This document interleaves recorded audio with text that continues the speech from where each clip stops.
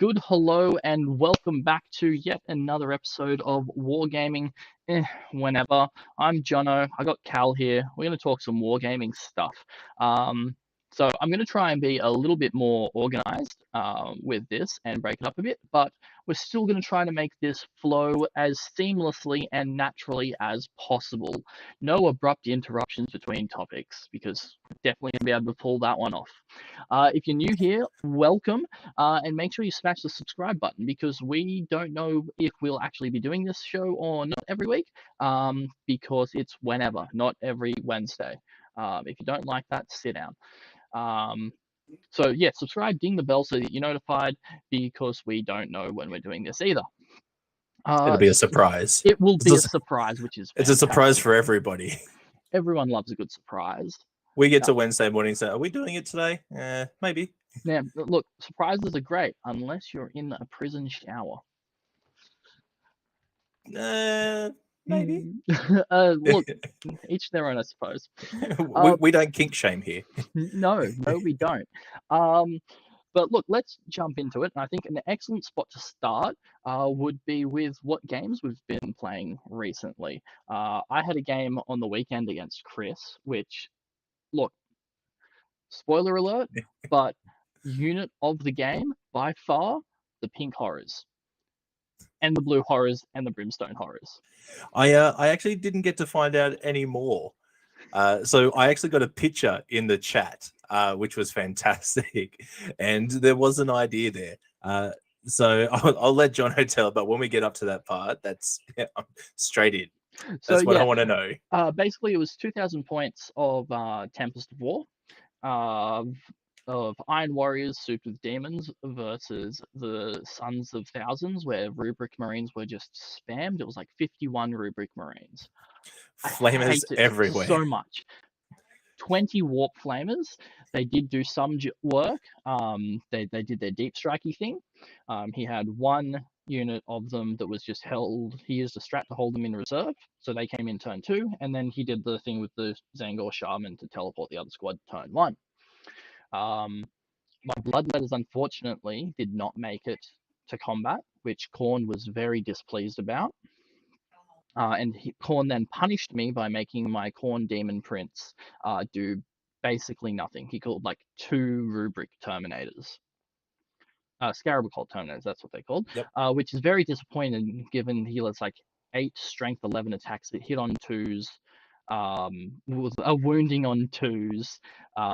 You get no armor save, and they deal 4 to 6 damage a piece, or is it 4 to 9? It's either D6 or D3 plus 3. The point is, each one that goes through, dead Terminator guaranteed. He killed 2 of them, which is very disappointing. Did Zach offer to roll his dice? I believe Zach did offer to roll his dice. I probably should have taken him up on that offer because Zach did have the Custodes dice with him. Probably should have taken him up on that offer. We need to weigh those. We do need to weigh those. The other squad of Rubrics that came in turn 2 with the Flamers jumped in behind my Forge Fiend. They decided to charge it, and then being as I'm Iron Warriors, I could shoot blast weapons in close combat. So I did that and wiped half the squad out. That it's so horrible. It took me like to I think it was actually no, it was turn 4 I eventually got out of combat. But that's because unfortunately the Forge Fiend died by one. If I'd passed one more save, he would have been fine. But I mean, he did take out quite a bit of stuff. And Demolishing Cannons on the Vindicators did very nicely. But unit of the game has to be the unit of 10 pink horrors because they basically they just went towards an objective, kind of towards the back of the battlefield. They thoroughly enjoyed those 3+ demon saves at ranged. Mm-hmm. And Chris used a strat that he hasn't used previously, where you get to fire the Soul Reaper cannons twice. Yep. So they took 20 Reaper shots and 32 Stormbolter shots, or whatever the Thousand Suns version of the Stormbolter is. Yep. I lost 2 of them. And what happened to those two? Those two then proceeded to split into 4 blue horrors and put me on the objective. That's what I wanted to know. So I got the photo of on the weekend in the chat, and it's popped up with, Chris has just done this, and a picture of a lovely gradient of pink to blue, and just ever inching towards the thing. And the first thing that came to mind, and I even said in the chat, was, please kill some more. You're almost at the objective. But no, the 3+ range demon saves on horrors, Yeah. fantastic. Hence, I took all that fire and I only lost 2.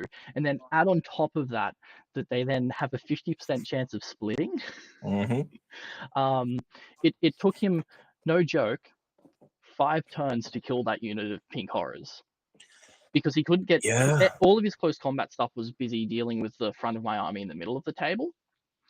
So he couldn't get anything into close combat with it until like turn 5 when he eventually got some rubrics in, and at that point there wasn't that much left.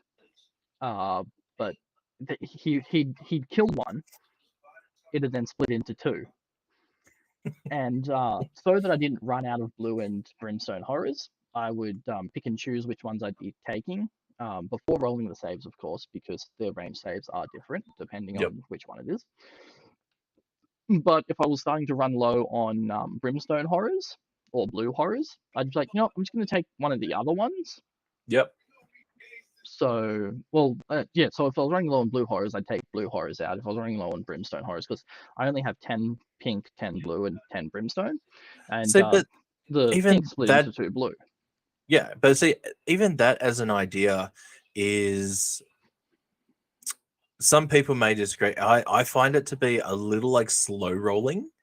That can, like, I know we're allowed to pick, who takes what generally, especially when we start talking units. And I love the idea because it's hilarious, but it's a great way to, one, make them a little more survivable, but to pick and choose, which one's splitting, who's going where. I think that was a very unexpected pro for when the book came out. This isn't the first time that they've had the splitting mechanic or that kind of thing. But to be able to pick what's going where, that's pretty powerful as a retaliation move. Stupid powerful. Yeah. I mean, look, I truly am a Necron player at heart, because on top of, pink horror splitting into blue, splitting into brimstone, I was also resurrecting my warp talons, healing up my tanks. Like, I've built my Iron Warriors army around a very Necron philosophy of, sure, you might kill a few of us here and there, but next turn we're coming back. And it's so effective. And I wish I'd actually read, the data sheet a bit sooner, because it wasn't until turn 4 that I actually found out this, and I'd had my Master of Possession just sitting there all of that time. I didn't realize this, but the Master of Possession, if he hits a Psyker in close combat, which fighting Thousand Suns, they all are, he instantly causes them to perils.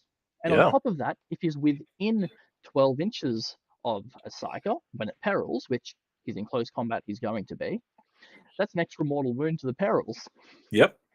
I wish I'd realized that sooner, because if I had, I would have charged him straight into those Scarab Occult Terminators, because I wiped out 5 of them at ranged. I reckon I could have held that line a lot stronger if I had realized that and gone in and just wiped him out much quicker. And so the cool thing about the Master of Possession, with that whole ability and how they stack up together, it does not have to wound. It does not have to hit. It does not have to cause damage. It is simply when it fights. Yep. It's very good if you're fighting Psykers. Yeah. It is just instant, guaranteed damage. Yep. Well, guaranteed, as if if they don't have a save, a shrug, or anything like that. I am going to have to remember that for next time. But I think I'm going to be dropping the Demon Prince from my Iron Warriors list. This is the 4th time that I think I've taken him, and he's done basically nothing. To be fair, knowing your list and having played against you a fair bit, threat saturation alone, it it does kind of start to make a few bigger pieces a little less effective. You've got a lot of things doing a lot of things. Oh, look, my list it's riddled with ADHD. It's just like it's doing everything at once. And it's And the only thing it knows it's doing is bringing something back. Look, he got my warp talons down to 1 warp talon on 1 wound. But it was alive, so it could fall out of combat. Ran back, and then I just started resurrecting the squad. See, that's the hard part about playing Necrons. So imagine putting that into something as effective as demons, especially with their demon save at range. Specifically Zinch demons, that makes it a 3. And then you start to look at everything else, like Armor of Contempt. Like, we know how much that bulked up Space Marines and Heretics and all that kind of thing to start with. So you start stacking all these little bits and pieces, and the amount of things that can do that let's be honest, a lot of the stuff you have is fairly versatile. It's a very flexible list. Yeah, if you tactically, unless you completely, and I mean completely and utterly, misplay an entire turn, you can kind of jump back and correct that fairly easily and fairly quickly with what you put on the table. It's a quite forgiving list. That was the other thing. Some of my rolls were dreadful. Like an entire volley of Demolisher Cannons into a squad of Rubrics, and it did nothing for 1 turn. That's not fun when that happens. It wounded 4 times. He rolled 3 6s and a 5 for his Invuln save. It's like, see, that happened to me playing Zach the other week. I sent 41 shots from Terminators. I think we ended. Oh yeah, and then of course the Wanton Soups. Yes, the Wanton Soup. Yeah, so out of 41 shots, I think I hit 45 times, something like that. Wounded 4, and all of them were saved. Yep, that's unfortunately with Dice Game. That is the limitation of a D6 system. It's going to happen. Yeah. It's good that you mentioned that. I've in this segment of talking about games that we played recently, while I haven't played much this week, I've been doing more painting and all the rest of it. But I've actually been looking up a lot of other tabletop games. And I found that there's quite a few that are using a D8 and a D20 system. Oh, you should try playing Fallout Wasteland Warfare. Yeah, that was one of them that I looked at. I thoroughly enjoy some of that. And it has a AI mode for it as well, so you can play against a robot. It's a very dumb robot, but it is a robot. Yeah. So if you have no friends, Fallout Wasteland Warfare. And then you have so there's another game. It's actually by Jeremy, who does the Black Magic Craft channel on YouTube. So he's got a game called Idols of Torment. It's a skirmish game. There's usually only about 8 figures per team, per side. But they don't actually use a dice mechanic for it. So they have these 20 little tokens that go in a bag, and then you and your opponent take turn in picking those tokens. And then the order in which everything's activated depends on the number. So obviously starting at the highest number. So if you've drawn 20, for example, that is the piece that you then get to pick, where does that one go? Which model do you allocate that to? And back and forward. So it's really a complete combination of, this, like, you might get 3 turns and then your opponent gets 1, but then you get 2 and then your opponent gets 5. It all depends on what numbers are drawn from the bag and allocated. I think we're gonna have to play that at some point. It looks really, really cool. Not a difficult game. It all looks fairly straightforward. Of course, someone like Jeremy, who's been playing, D&D and Warhammer and a lot of other tabletop games for years and years and years, it looks to be fairly thought out. The miniatures for it are amazing. It was a Kickstarter set as well, and he was one of the few that offers the STLs for it. You can buy them separately through his website as well, or you can actually get them physically in hard plastic, not printed, but hard plastic. Injection molded on sprues. I'm impressed. Yeah, and they are fantastic models. I think we're going to really play that at some point. Yeah, I'll send you the link after this, but it's a fantastic looking game. And it doesn't look to be like there's a lot of character customization, which is fine. It's a little bit more like Warcry and Underworlds, that kind of thing, where your unit is just your unit. In saying that, out of 10 pieces, you get to pick 8, so you can still kind of somewhat pick what you want to do in there, like what your target strategy is. But it looks amazing. So yeah, no, I 100% agree. It's something that I think we should definitely look at playing sometime. Yeah, definitely flick me the link. Speaking of links, that's an excellent segue that I said that we weren't doing. Guess what? I lied about that bit. We lied. Segue to the news. And here's some news. Cal has started his own little podcasty thing. I have started my own little podcasty thing. Link is in the down there bit. Yeah. So come and check out Heresy for Heretics. It's going to be a weekly regular thing. I haven't quite decided on which day they go live. In saying that, I think that's a little funnier. So you're going to have to hit that subscribe if you want to check it out. And you can check it out without subscribing. Let me put it that way. No. But if you check it out, you like have to subscribe. It's compulsory. Anyone not subscribing is getting fired. So saith Jono. Yeah. But it's I think it's a little funnier. But so actually we have I've done one episode which was out Monday this week, and I have another one coming out next week, interviewing Dean from Blog from the Blood God. So we'll be talking primarily 40k, what he has been up to, the content that he creates, as well as the competitive scene that he is really active in Australia. Should be good. So yeah, we got some cool stuff in there, and shooting my shots, just handing out invitations to big YouTube channels that probably won't even respond. But hey, if you don't get what you don't ask for. This is true. You miss 100% of shots you don't take. So make sure that you fire all of those bolters straight into the nearest bloodthirster.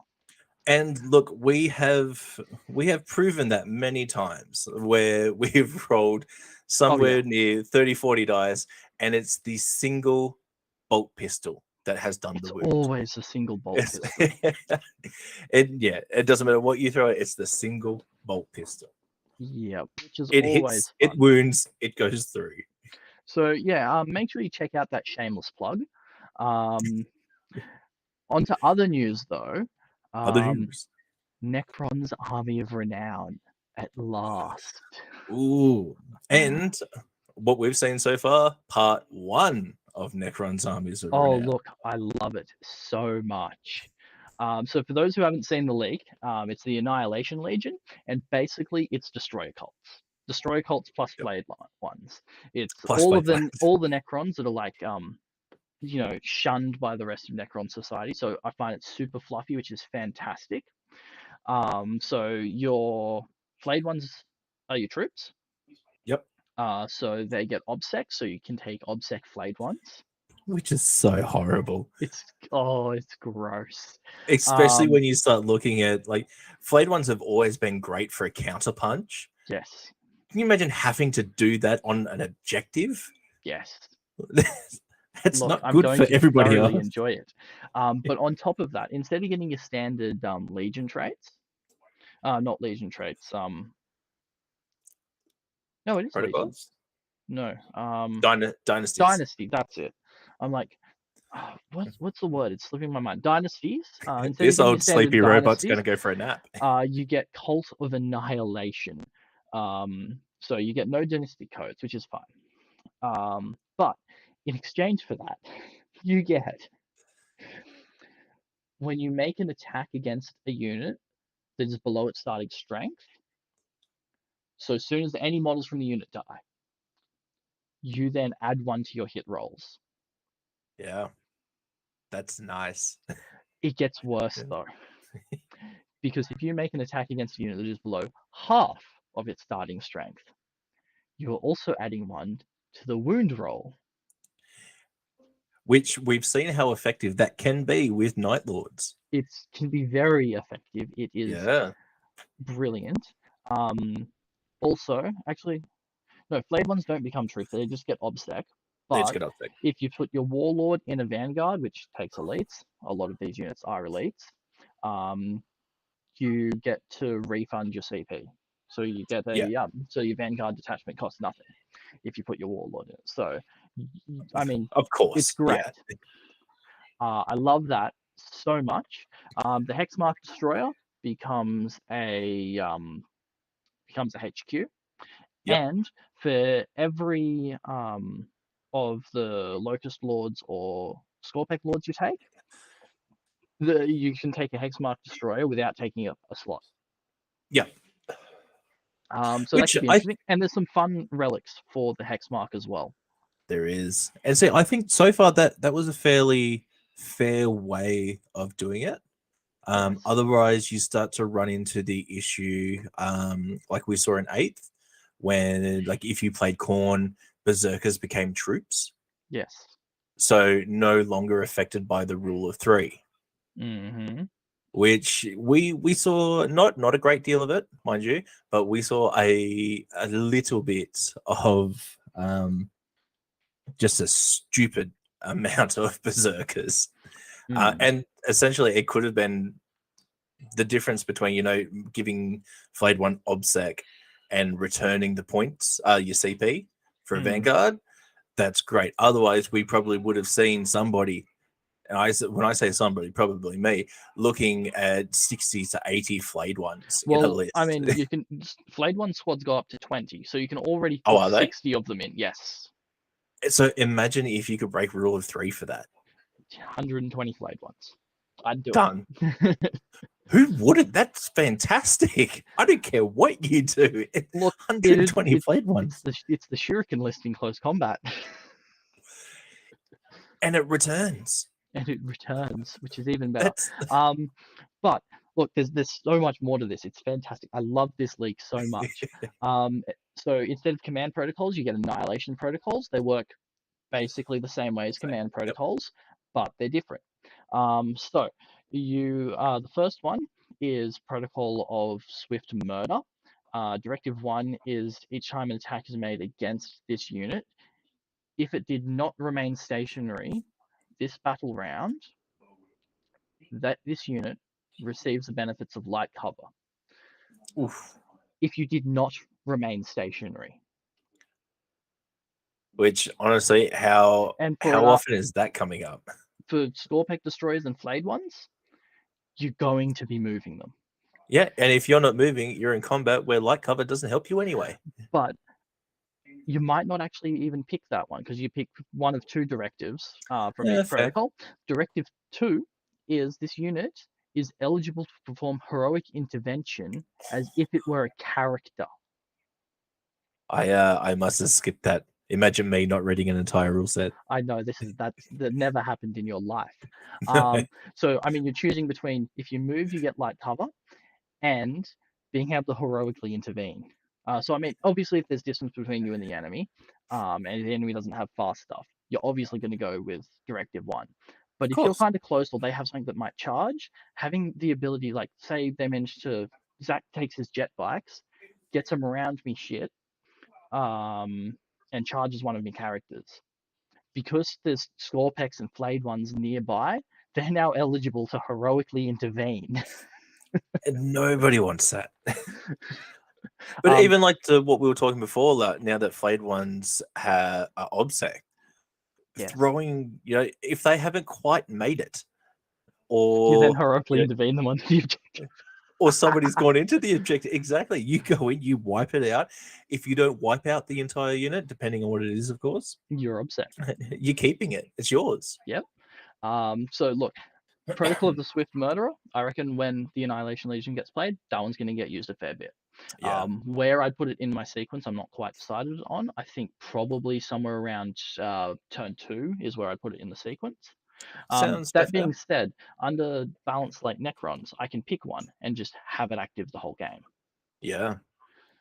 Presuming that the balance slate would cover this as well, because technically it's not a command protocol, it's an annihilation protocol. So whether Ooh, or that not is it a would good point. apply, I don't know. Rules as written. We should be getting a balance slate soon, so we'll see if that says anything on it. So Directive Protocol 2, Protocol of the Killing Surge, Directive 1 is add 2 inches to the move characteristics of models. Not bad. Yep. And Directive 2 is this unit is eligible to charge a turn in which it fell back. Ooh. So fall back, then charge again. Could be So handy. Harlequin's an 8th. That is handy. Could be very handy. Especially the weird way that combats work in 9th, where if it's your turn, your opponent gets to fight first. Yep. Effectively. So you get to charge, you can override that. Could be quite useful. 3, Protocol of the Dread Strike, Directive 1. Each time a model in this unit makes a melee attack, an unmodified hit roll of a 6 automatically wounds. This whole army of renown is just the shuriken list, but Necron. Directive 2. Each time a model in this unit makes a ranged attack, an unmodified hit roll of a 6. Add 1 to the wound roll. So you don't auto wound, you add 1 to the wound roll. Which is getting pretty nice. That could be quite handy, especially given that, you've got Locust Destroyers that'll be in this list. They're already strength 6, so they're already wounding most infantry on 3s. Now they're wounding on 2s. That could be significant. It can be. 4, Protocol of the Undying Gaze, Directive 1. Each time a model in this unit makes a ranged attack that targets a unit within half range, so yep, I'm going to be doing that. The target does not receive benefits of cover. That's a big thing in our day and age. That is a huge thing, especially with Armor of Contempt, because you stack Armor of Contempt with light cover. As you know, we've seen how I play my Grey Knights. It's very powerful. Being able to negate that could be significant. And the tides, Directive 2, though, we'll see how it weighs up against this. If this unit is performing an action, it can still make attacks with ranged weapons without the action failing. Nice. So I can do actions with my Locust Destroyers and still shoot you. Elves and Leagues of Voltron actually still have to pay a CP for that. Haha. Look, get it for free, but it's only for 1 turn, but you get it for free. That could be quite useful. Honestly, it's only going to really come up and be a big thing. Yes. Maybe once. Yes. That's more than good enough. That's good. 5, Protocol of Perfect Destruction, sounding very Emperor's Children-y here. Directive 1, add 1 to charge rolls for this unit. Getting better. That could be nice. And Directive 2, each time a model in this unit piles in or consolidates, it moves an additional 3 inches. Now that is very handy. 6-inch pile in. That'll be very useful, especially with blobs of 20 flayed ones. Look, coming from a Harlequin player where we can still kind of do that, that is really, really helpful, especially if you've wiped a unit and you're looking for that extra movement, even if you don't have anywhere to consolidate into. Just that little bit extra. That is really, really handy. Free movement phase. When you pick the directive at the start in your command phase, you'll know if any charges you're going to go for that turn are going to be easy or hard ones, unless you're planning. Actually, you can't charge after you advance. Scrap that. So yeah, you're going to know if you really need the extra inch of charge. But if you're only looking at 2, 3, 4 inch charges anyway, directive 2 every time. Yeah. So 6, Protocol of the Immortal Warrior. Oh, this looks juicy. Directive 1, add 1 to the toughness characteristics of models in this unit. So if you're castled up nicely around your characters, your whole army is +1 toughness. So you're talking toughness 6 destroyers. Ooh, That could be that's getting nice. difficult. Yeah. Directive 2, improve the save characteristics of models in this unit by 1. Models in Ooh. this unit cannot have a save characteristic better than 2. Invulnerable saves are ineffective. Not quite as good Yep. as Armor of Contempt, but still could be It's good. something, especially when you're looking at the other one that was affecting, like giving light cover if you have not remained stationary. Too bad you can't stack them together though. That would have been very nice. Um, There's a few things in here that I think would have been OP if stackable. yes, a lot of those, both of the directives are good, and you use different ones depending on what you're up against. Like that last one, you're choosing between extra toughness or an extra save. Yep. I mean, if your opponent has no AP and their stuff is in their guns are in a spot where an extra toughness is not really going to change anything. Yeah. Extra save would be really good, especially against no AP. If you're talking something like bolter fire, Yep. to be fair, either one of those could be fairly handy against bolter fire, but an extra Well, I mean, if +1 to save. it's bolter fires into your destroyers, you're already toughness 5, so they're already wounding you on 5s. Boosting that to 6 won't help. So you'd go with So the the +1 to armor. save, yeah. Yeah. So that's very nice. I like all of those very much. I do want to know if they will be affected by the balance slate, the effects command protocols, where the changes to that. Well, I actually, doubt it. I Doubt it. don't think that they're actually officially released yet, because that's coming out in a White Dwarf. True. I mean, this is a leak. Yeah. Maybe we'll see.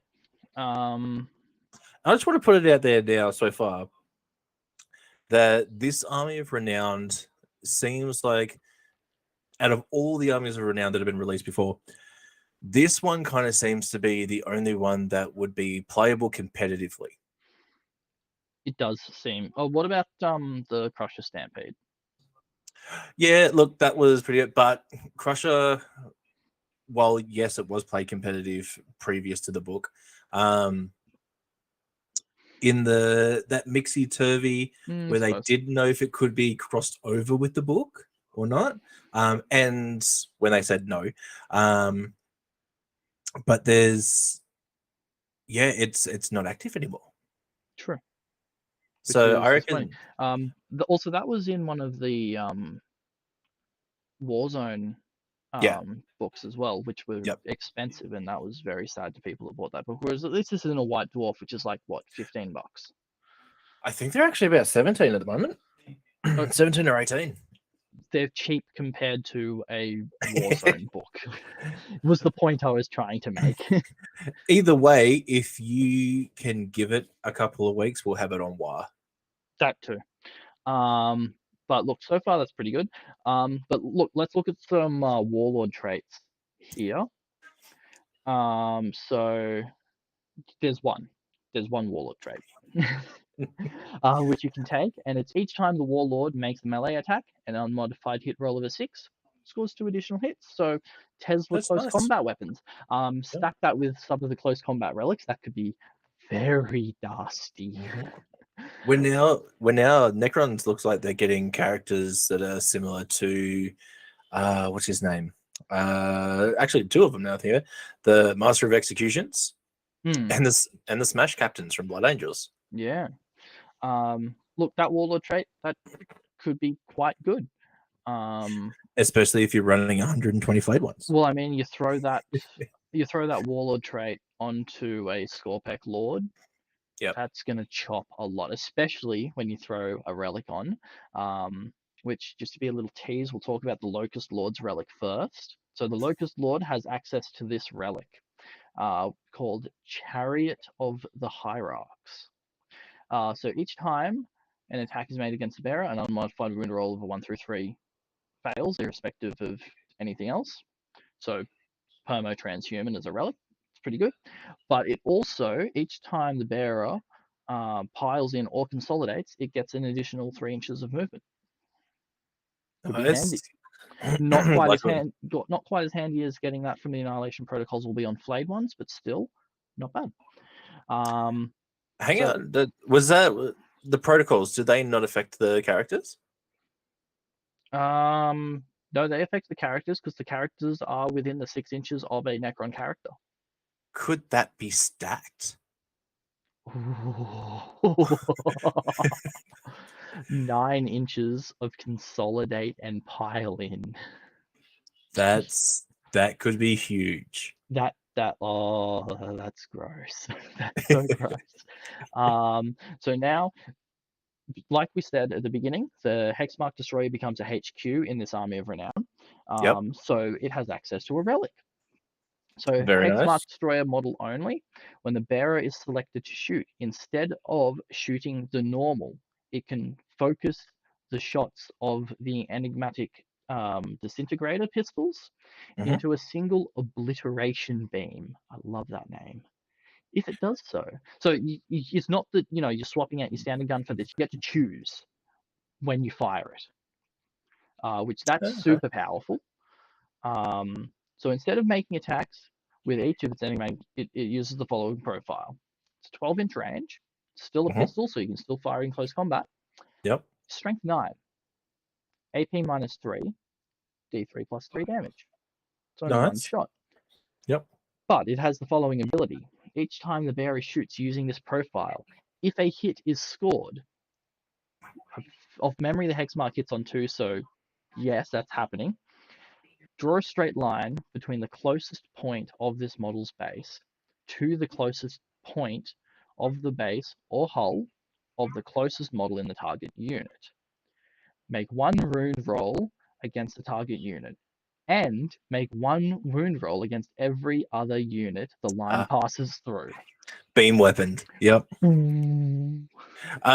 Also, while you were reading that, I did have a little bit of a check, because adding things to consolidation additionals, that sounded a little familiar.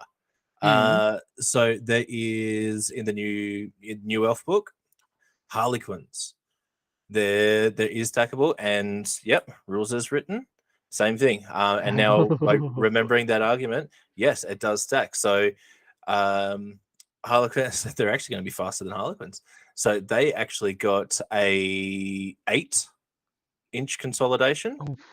The only thing that I would take the Harlequin one over is it did not have to be to the nearest enemy unit. Oh, that's pretty good. That's so nice. yes, you've got 9-inch consolidation. Oh, I'm going to enjoy that. So look, let's move along. Like when we were talking about the Warlord trait, this now for the relic that the Scorpec Lord can take. I love this so much.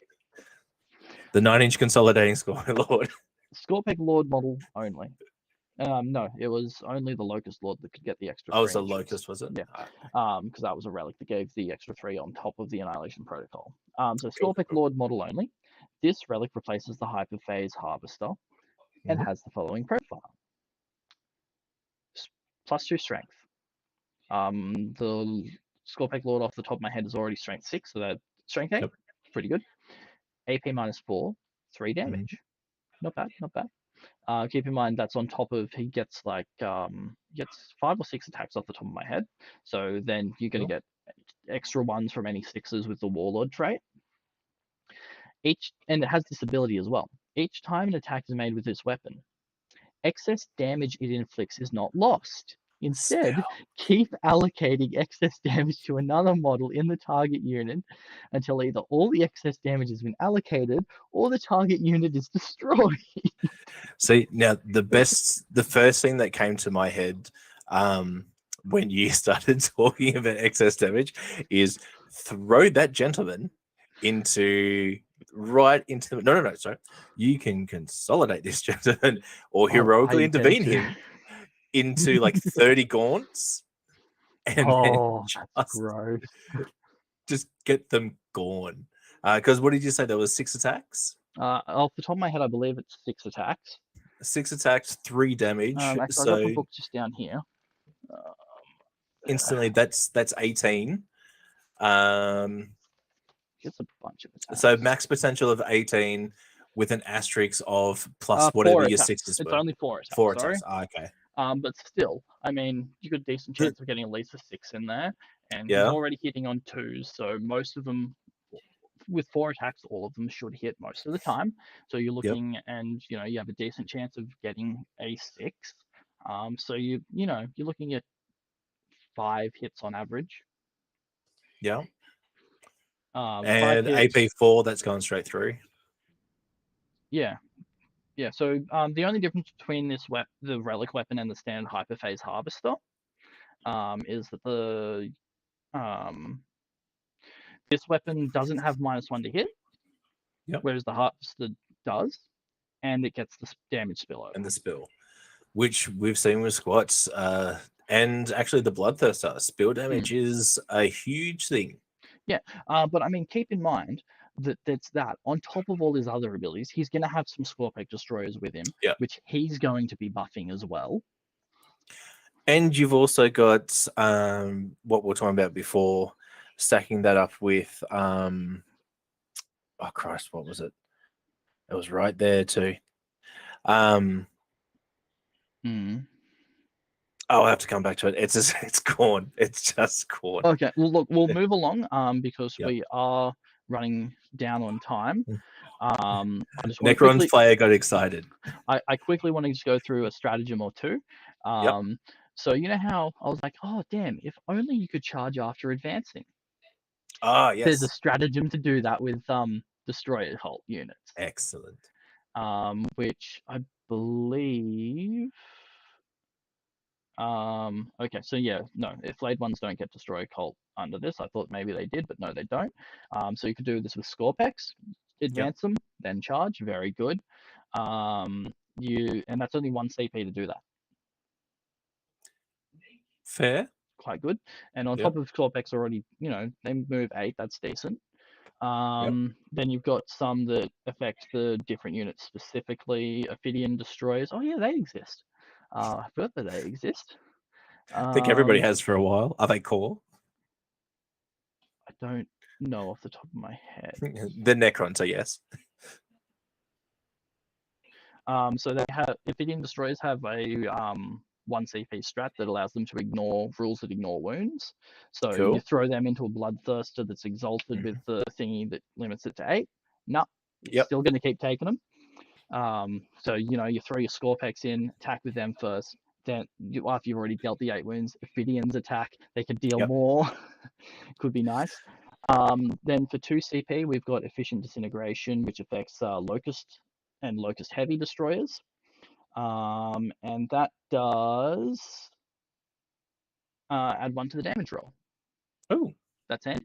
Especially given that their guns are reasonable strength already. So that could be very good, especially if you stack that with Annihilation Protocols. If you're shooting something quite tough, you could be wounding on 2s into a Strength 8 tank with regular Gauss cannons, which get a decent number of shots. That could be nice. There's also Lurking Murderers for 1 or 2 CP, depending on unit size. This affects Flayed ones. And it lets them re-roll the wound roll. Nice. Very nice. We also have Murderous Demise for 2 CP, which is a fight again strat. No, fight on death strat, sorry. Fight on death. Which is still nice. That's nice. Because as they've ruled it before, they are still technically on the tabletop, eligible for auras, eligible for any other rules and strats that you can put on them. Then you've also, for 1 CP, cannot take reinforcement. I don't think this will be used that much, as plasma sights are kind of crappy, but it lets you spend a CP. You can only use this stratagem once, but it lets you bring in a free plasma sight. Plasma sights. It's still not bad. Look, I don't like plasma sights because they've got a 1 in 6 chance of killing your own guy. Sure, it's also why I love him. They do buff up the guys. I'm not a fan of them personally. I might try them a bit more under this because I only ever took them for Scorpex because they boost strength in close combat off the top of my head. And I stopped taking Scorpex because I was fighting Death Guard all the time and didn't want to get that close to them. Fair. We've also got for 2 CP weaponized bodies, which are in the charge phase, destroy occult units. You roll d6s. You roll a number of d6s equal to the number of enemy units in engagement range once you finish your charge. Any 5 pluses is a mortal wound, up to a maximum of 6. It's not bad. No, it's not bad at all. And then finally, we also have a moment of clarity for 2 CP, used in the command phase, just left an Annihilation Legion unit until the start of the next command phase. It has OBSEC. Okay. So, you take out all of my flayed ones, I still have a way to have OBSEC. So the thing that's getting a little concerning going through, don't get me wrong, I love these rules and I love that they're supported and Armies Renown. I've liked the idea for a long time. Yep. GW started to come out with stuff like this. Like we've already kind of been spitballing ideas of, what stacks and what could get really gross. Yep. Just reading over them. Thing that it concerns me a little because we've seen what happened with squats. Oh yeah. So, and the issue there is their rules were not broken. And just hang with me for this one. They were not broken. I'm expecting you to say their rules were not broken. They were very broken. No, the other way. So every single rule was good. There was no drawback. It was when you stacked them together. When everything is good, that makes it OP. That's overpowered. Now, I thought they might have learned in a way to not, basically we should go back a little bit and, if there's something amazing, it should have a very, very flawed drawback. Your one targetable thing, the 2-foot gap in the Death Star, if you will. But it seems a little, don't get me wrong, I wouldn't say that this Army Down was OP. I mean, we'll see how it performs. I believe there's supposed to be more to it. I think so. But they all sound very, very good. I haven't found, to be fair, I'm not a Necron player. So a lot of those things that are going to be very good. I'm going to enjoy pulling them out. But I don't think it's going to end up being OP, just because those restrictions on it are significant. You can't take Cryptex. That's the part I wanted to know about. It wasn't so much like, because we can see, plussing this and this, that's fantastic. But the drawbacks, what are the big major staples? You can only take Destroyer Cults. So Scorpec, Locust, Lords, Hex Marks, Locust Destroyers, Scorpic Destroyers, Ophidian Destroyers, and Flayed ones. So no Scarabs, no Warriors, no Lich Guard, no Lords, no Cryptex. So they're starting to really limit what you're actually fielding. Yes. Okay, that's a pretty glaring drawback then. It is a considerable drawback, so it makes sense that what you're getting in exchange for it is quite good. Okay, I'm not so concerned about it now, but yeah, there was a few things ticking over. So this is starting to sound a lot like squats. Everything is good, and a lot of it is starting to be stackable. There is a huge drawback though. But look, speaking of squats, that's an excellent opportunity to move quickly into the last section because we are running short on time because I got excited about Necrons. But over under. So I've got the squats coin. I'm going to flip the squats coin. If it comes up squats, we're talking about an overpowered unit. If it comes up as Warhammer, we're talking about an underpowered unit. Feel free to read into that whatever you like. I was. We are talking about an overpowered unit. Necron Army of Renown. No, not an army, a unit. And I believe we were going to. You seem to think that Eradicators were overpowered. Yeah, see, for me, this is. And I feel like this is as a result of our game last week. No. So the purpose of this section is going to be We'll pick either an overpowered or underpowered unit, and we will talk about how we would fix it. So first, we need to establish, what do you think is overpowered about Eradicators? Okay, so here's the funny part.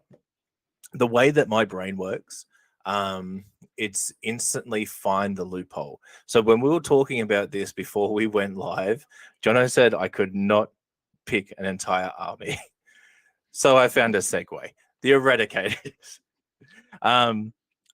Because, like, I mean, Eradicators it's a are pretty unit.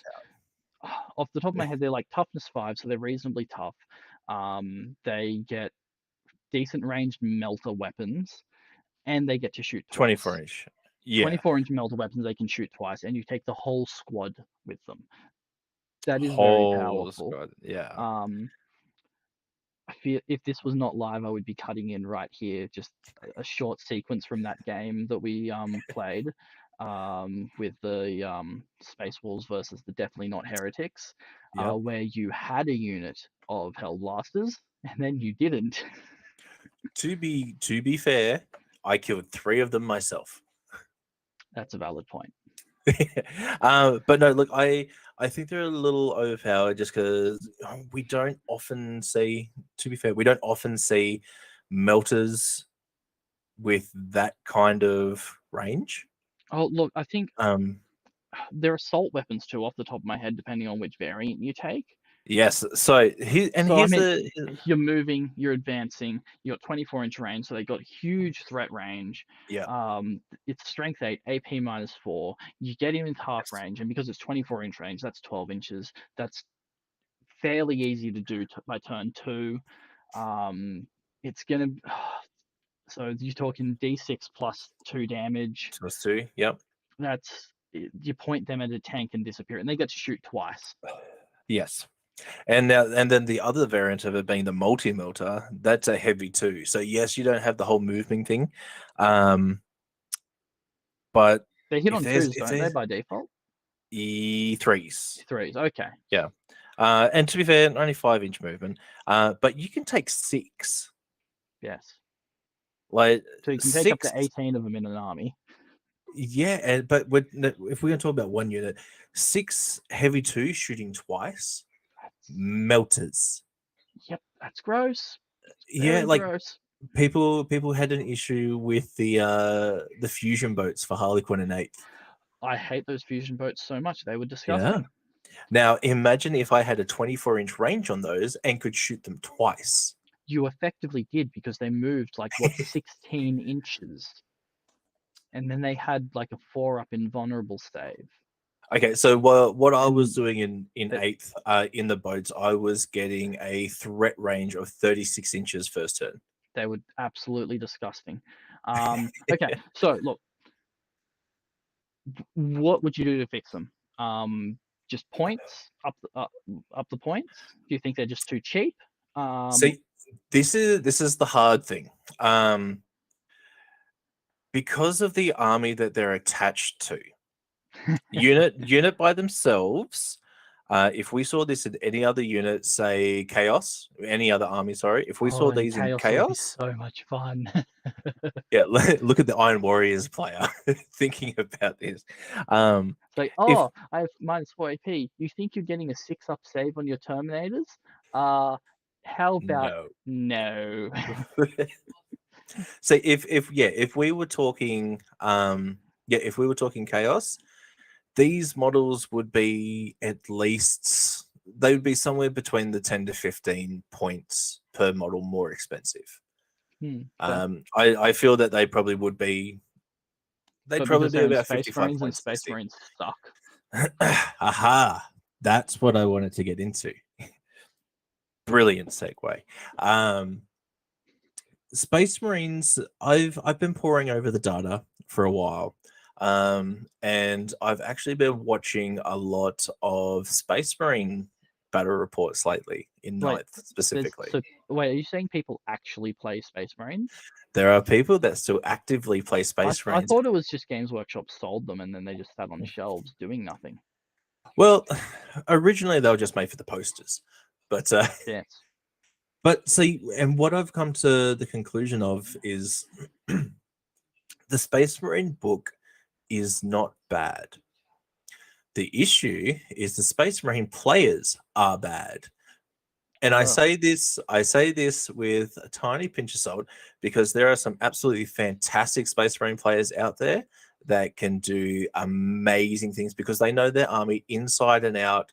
That's all they've played for God knows how many editions. They know what each unit does, which is a task in Space Marines. Yeah, they've got like 11 Primaris lieutenants. Yeah. But the thing that I think throws off their numbers a fair bit is the fact that Space Marines are generally one of the first armies that just about anybody picks up when they start the game. So a lot of with the prices that's now attached to it, those armies start to get built up. That's what you have, and now we're talking people that are a little less experienced that are maybe going to their first competitive play. They're going to their first tournament. I think their numbers are being thrown out a little bit. Don't get me wrong. I still don't think they're top 5 or anything like that. You just don't think that they're a 39% win rate. They are 38. It's in the high 30s. It's bad. Yeah, I think it's 39 currently from the last Meta Monday on Reddit. But I think their numbers are being thrown out just that touch from inexperienced players coming in. Now, the other half would be because there's some very OP books out at the moment. That's true. People have found some very, very solid combinations. Because if we start to look at the difference between them, if we're not measuring from 100, the difference between 39 and currently Tyranids are sitting at 61%. 39 to 61 is not a giant leap. It's not doubling it.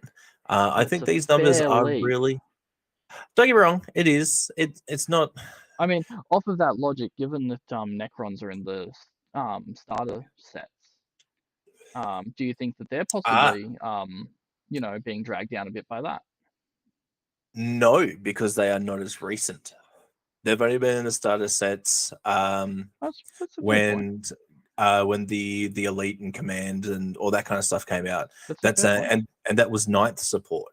So people, because we also have to remember people that are probably going into their first tournaments, they've probably been playing for a couple of years. And and with the amount of boosting that we're seeing, like take this for example. The first weekend when Armor of Contempt was released. That was a fun weekend. I enjoyed that weekend. But do you remember the standings? No. Because I do. So we had White Scars win 3 tournaments. We had seen the return of Blood Angels being in every single top 5 for that weekend. Where there was some very, very big plays. Now, I think that was not so much to do though with Space Marines being good, and was more to do with a rule because Armor of Contempt came out on a Thursday. Yes. No, and the lists were already in, so any tournaments that then used that thing, lists were not set up to deal with it. Exactly. Now, I went back. I searched back a little while, and this is the only reason that I still know the standings is because I looked at them about 2 hours ago. I went back into that Meta Monday of when it was released and had a look at the standings. Now, yes, you are correct. It's usually somewhere between 4 to 2 weeks. Lists have to be finalized and in to the event. Definitely got to be further out than 2 days. Yes, but here's the thing. I checked out those players beforehand playing the same armies. Nowhere near as far down as you'd think. AOC probably just gave them that little bit of a toughness nudge and let them push into the top 5s. To put them in the top 5s. That's right. So these players specifically had done very well. Now, we are talking veteran seasoned players because if you're still turning up to White Scars previous to AOC, you had some confidence in the army that you were playing. You really like White Scars. And that's not even an army that we see a lot of even after AOC. No, true. That's fair. So I think that's yeah. So if we were looking at eradicators in chaos, I reckon they'd be more expensive, and then yeah, that'd probably make it a little bit fairer. Um, as it stands, But so I'm so basically, jury's the out. the conclusion is you think that yes, eradicators are overpowered, Yeah, when looked at in isolation, but because of the army that they're in, they're fine. yeah. That's a fair assessment. And I do believe that there was a few valid points in there, which I'd like, if you're watching this, I really want you to kind of have a think about that and take everything with a grain of salt next time you check out, if you do check out meta standings, because we've actually seen play for Leagues of Votan. They've officially entered the tournament scene, and they have not done well. Which is surprising. Although to be fair, they were nerfed before they got in. And there was only 2 players worldwide in the competitive scene this last weekend, just past. 2 players, but do you know what the difference there is? Tell me. Only half of their range has been released. They're That is missing. a fair point. Yeah, When you don't have access to particular models, that does make it difficult. especially when those particular models are land fortresses. Yeah, the land fortresses are very powerful, but and just because I love the irony of it, I hope that they get nerfed again before they actually get released. Oh, I think that'd be hilarious. Or just As the day after they are released. as as as a tiny segue before that, something that we were talking about last week, and I was going to mention on the show, the entitlement of some of these squad players. Oh God, I know. I've seen the comments in the Facebook groups. It's you entitled twats. Like, and if you don't know what we're talking about, some people, and when I say some, I think there's been a good handful that I've seen personally. I dread to think how many worldwide have had the same idea, but they have actually emailed Games Workshop demanding a reprint Yeah, it's of not gonna happen. Good luck, of buddy. this. And when you boil it all down, GW have said, look, that's not something that we do. Too bad, too sad. Without that last part. But the thing I find funniest is you can boil it down to one. There was one thing that was changed, other than points values, of course, because that still only stands to match play. So No, I mean points value for every army get changed all the as a time. constant, yeah, that's so yeah. But it boils down to a single note that was changed, a single asterisk. But if you want to look at it even further, it boils down to one word changed. That one word was never. Hmm. They want a free reprint of their book for the one word of never. They would like a company to invest a good couple of £100,000 in reprinting all of these books, sending them out, offering exchanges for a 5-letter word. Which is deliciously ironic, given that the word that they're complaining about is GW's response. Never. Never. And on that note, we are all out of time. So thank you for tuning in. If this is your first time here, welcome as always. Make sure you subscribe, ding the bell so that you're notified when we go live, and make sure that you check out Heresy for Heretics, link in the down there part. And we will see you next time.